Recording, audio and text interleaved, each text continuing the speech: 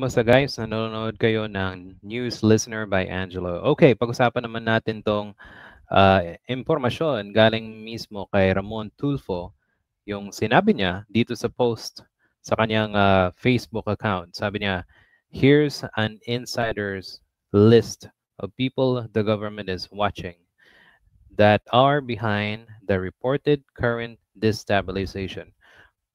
So that means si Ramon Tulfo meron siyang insider sa gobyerno na nagsabi sa kanya, ito yung mga listahan ng mga tao na allegedly merong planong ipabagsak ang gobyerno. Okay. Diba kung natatandaan nyo, yan ang ugong-ugong sa social media. Okay? At not only the social media, syempre, yung impormasyon galing mismo sa intelligence community. Okay, so pag-usapan natin yan. And sino yung mga taong nasa listahan? Sabi niya dito, si Romeo Poquis, si Orly De Leon, o kasama dito si Benjamin Magalong, pero for confirmation daw. Si Johnny Macanas, si Gerald Bantag, yung fugitive, hindi na mahanap. Si Colonel La Chica, aba, Colonel Leonardo, Colonel Metran, Captain Dado Enriquez. I think si Dado ito yung ex-military na grabe din yung yung kanyang mga sinasabi sa online. Okay? Si Ferdinand Topacio. Si Topacio nandito. Si Vic Rodriguez. Si Mike Defensor. Okay. Kilala nyo I'm sure kilala nyo si Mike Defensor kasi kabaro yan ni Marcoleta. Si Chavit.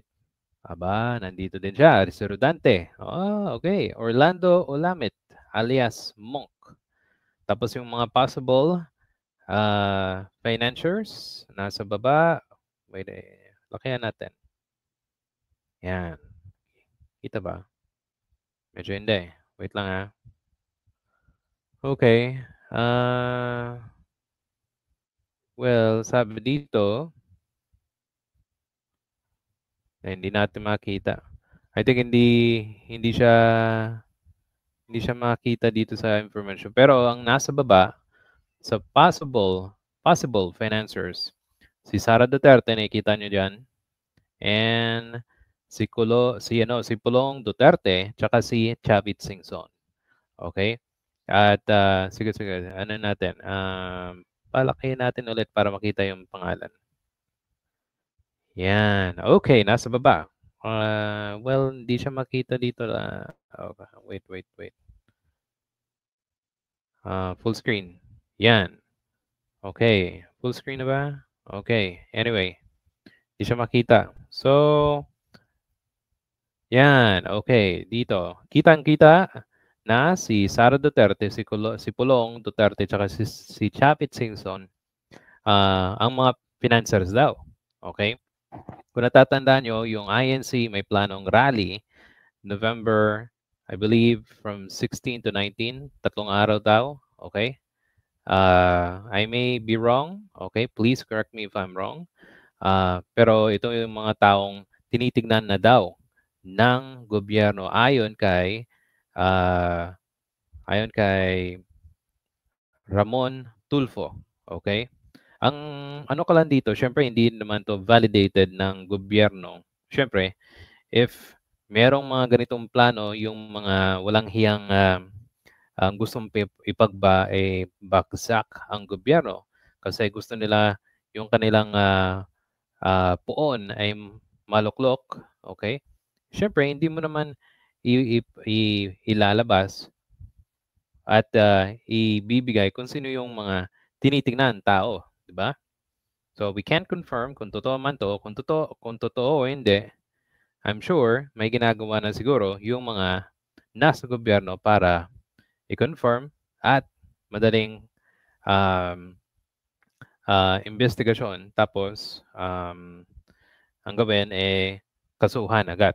Now, kung natatandaan nyo, si meow meow meow meow siya yung kinasuhan ng inciting to sedition kasi exactly yung mga sinasabi niya at mga post niya online, hindi niya ikinakaiya, 'di ba?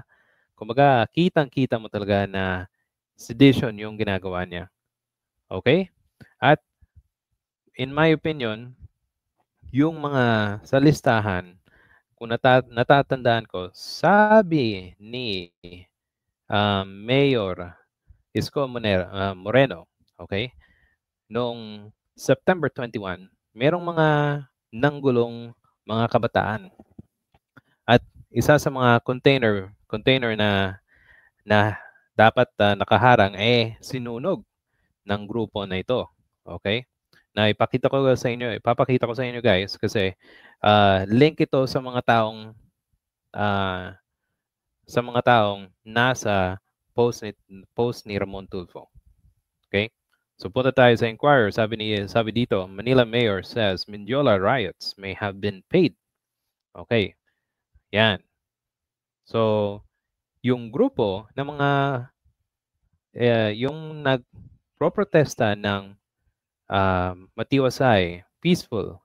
Pero itong mga taong na nakikita nyo dito, definitely hindi ito kasama ng mga grupo na sumisigaw ng totoong pagbabago sa gobyerno. Okay? At may nakita akong picture sa Facebook na isa sa mga konektado sa mga Duterte ay nakikipag-usap sa mga nakaitim na tao, which is katulad nito. Yan. And I think, hindi lang to kasi close to, I guess they said this is possibly close to Malacanang. Okay? Oh, so let's read this. Sabi dito, si Isko Moreno, sabi niya, possibly meron nagbayad dun sa mga nag-riot. Okay? And sabi niya dito, a few days before, I have intelligence report na may mga initiator or instigator na nag-fund sa mga batang ito. Alam mo, syempre, yung 500 piso, 1,000 piso, ibigay mo yan sa kanto, bukas lalabas yung mga yan. Okay, so parang kinonform niya na may talaga nagpupondo. Okay? Noong araw na yun. Tapos, early, dumago sa citing initial reports said Filipino-Chinese personality, a politician, and a lawyer may behind the riot. Okay. Kasi merong mga nasa malapit sa doon sa kampo na mga I believe military generals na mga Duterte generals na nakipag-usap daw sa kay General Browner, yung AFP Chief of Staff, na I think siya na mismo nagsabi na merong nakipag-usap sa kanya na mag-withdraw ng support kay Bongbong Marcos. So imagine niyo, yung gusto nilang gawin is ilaglag, hindi suportahan yung gobyerno sa Marcos, mag-withdraw ng support, kung sino ang susunod, ang uupo kung bababa si Marcos, si Sara Duterte. Isa rin yung corrupt, 'di ba? So, paano mo pagkakatiwalaan tong mga tao na to? Yung kanilang gusto ay puro rin corrupt, 'di ba? Oh.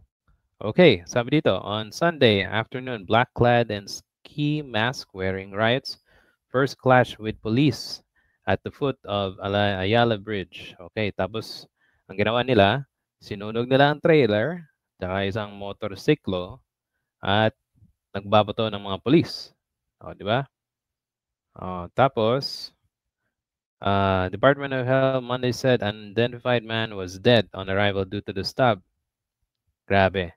So, ito, pakita ko na lang sa inyo guys because ito ay connected sa mga taong ang na-report or sinabi ni sinabi ni Montulfo. Okay? Yan. So, sabi dito ni Pebbles Talaquera 2, okay? Itong mga tao na to, before ng September 21 rally, okay? Nag-meeting itong lima na to.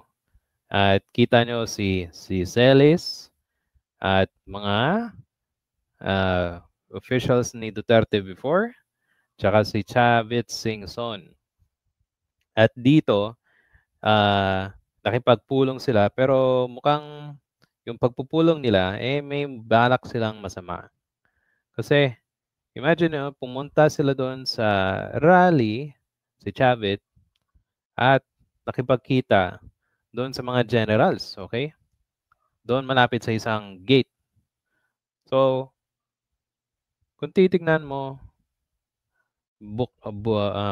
yung kanilang panawagang mag-resign si Marcos at destabilization, kung iisipin mo, talagang ano sila konektadong-konektado. Okay? Kasi hindi mo naman, kung magre-request ka na mag-resign, okay, at sasabihin niya na hindi siya daw anti-Duterte, anti-Marcos, anti-corruption daw siya. Pero love na love niya yung pamamahala ni Duterte noong panahon ni Duterte. So, clearly, hindi maganda yung kanyang bala kasi ang pinupush nila si Sara Duterte. So, yan. So, kung iisipin mo talaga, meron talagang destabilization na nangyari. It's been going on. At lahat ng may mga koneksyon sa gobyerno na napapanood ko, nagsasabi talaga na parang ginagawa nila doon sa mga events para may traction ng mga tao.